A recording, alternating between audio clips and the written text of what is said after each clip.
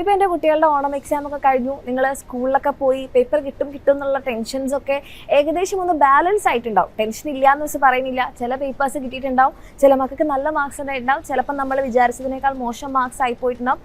പക്ഷേ നമ്മളിപ്പോൾ അതെല്ലാം ആക്സെപ്റ്റ് ചെയ്തൊരു റിയാലിറ്റിയിലേക്ക് എത്തി നിൽക്കുകയാണ് അല്ലേ. എന്താണ് ആ റിയാലിറ്റി? പഠിച്ചിട്ടില്ലെങ്കിൽ നമുക്ക് ഒന്നും ചെയ്യാൻ പറ്റില്ല അല്ലേ.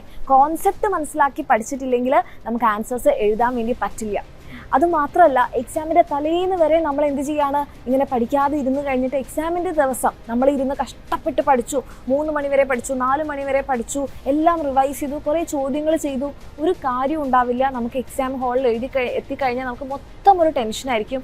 അത് മാത്രമല്ല, ആകെ കൂടെ നമുക്ക് എന്ത് എഴുതണമെന്ന് നമുക്ക് ഫുള്ളി ബ്ലാങ്ക് ആവുന്ന ഒരു സിറ്റുവേഷൻ ആയിരിക്കും.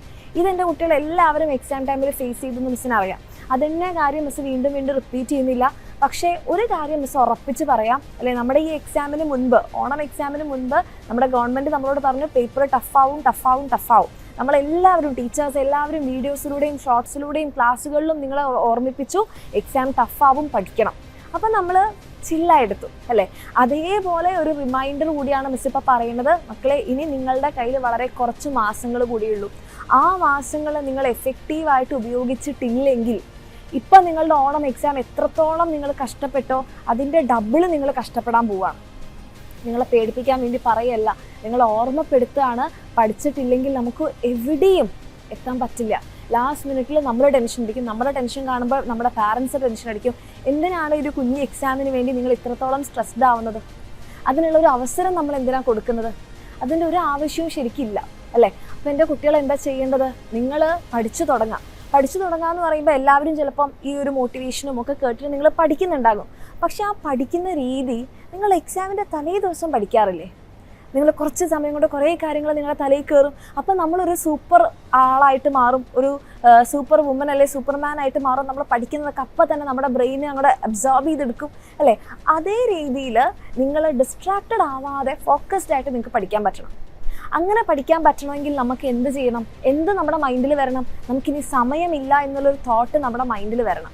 അതായത് എക്സാമിൻ്റെ തലേ ദിവസം നമുക്ക് എങ്ങനെ എത്ര സ്പീഡായിട്ട് പഠിക്കാൻ പറ്റുന്നത്? കാരണം നമുക്ക് സമയമില്ല, നാളെ നമ്മളുടെ എക്സാമാണ് അല്ലേ. ആ ഒരു തോട്ട് ഇപ്പോഴേ എൻ്റെ കുട്ടികളുടെ മനസ്സിൽ വരണം. ഇനി നമുക്ക് സമയമില്ല, ഇനി ഞങ്ങൾക്ക് കുറച്ച് ദിവസങ്ങൾ കൂടിയേ ബാക്കിയുള്ളൂ. ആ ഒരു കാര്യം നിങ്ങളെ തന്നെ ഓർമ്മിപ്പിക്കുക. അപ്പം നമുക്ക് എന്ത് ചെയ്യാൻ പറ്റും? എക്സാമിൻ്റെ തലേ ദിവസം ഇന്ന് പഠിക്കുന്നില്ലേ, അതേപോലെ എൻ്റെ കുട്ടികൾക്ക് പഠിക്കാൻ പറ്റും.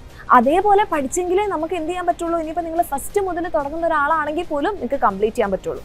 അപ്പോൾ എൻ്റെ കുട്ടികൾക്ക് അങ്ങനെ വേണമെന്നുണ്ടെങ്കിൽ നന്നായിട്ട് പഠിക്കാം. അതിന് നിങ്ങളെ ഹെൽപ്പ് ചെയ്യാൻ നിങ്ങൾക്കൊരു പ്രോപ്പറായിട്ടുള്ള ടൈം ടേബിൾ, നിങ്ങൾക്കൊരു ഗൈഡൻസ് എല്ലാം വേണമെന്നുണ്ടെങ്കിൽ നമ്മുടെ എക്സാമിൻ്റെ ബാച്ചസിൽ നിങ്ങൾക്ക് അഡ്മിഷൻ എടുക്കാം. നിങ്ങൾക്ക് പ്രോപ്പറായിട്ടുള്ള ലൈവ് ക്ലാസ്സുകളും, ആ ലൈവ് ക്ലാസ്സുകൾ കഴിഞ്ഞാൽ നിങ്ങൾക്ക് വർക്ക്ഷീറ്റ് ചെയ്യാനുണ്ടാകും, പിന്നെ ചോദ്യങ്ങൾ പ്രാക്ടീസ് ചെയ്യാനുണ്ടാവും. അത് കഴിഞ്ഞാൽ നിങ്ങൾക്ക് പ്രോപ്പറായിട്ട് എക്സാം ഉണ്ടാവും. ഇങ്ങനെ നിങ്ങളുടെ ഈ ഒരു ജേർണി കുറച്ചുകൂടി സ്മൂത്ത് ആക്കാൻ താല്പര്യം ഉണ്ടെങ്കിൽ, നോട്ട്സ് ഒക്കെ വെച്ച് നിങ്ങൾക്ക് റിവൈസ് ചെയ്യാൻ ആഗ്രഹം ഉണ്ടെങ്കിൽ എൻ്റെ മക്കൾക്ക് താഴെ കാണുന്ന നമ്പറിൽ മെസ്സേജ് ചെയ്യുക. അടിപൊളിയായിട്ട് പഠിക്കാം.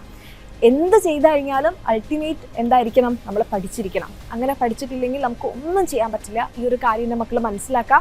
അടിപൊളിയായിട്ട് പഠിക്കുക. All the best.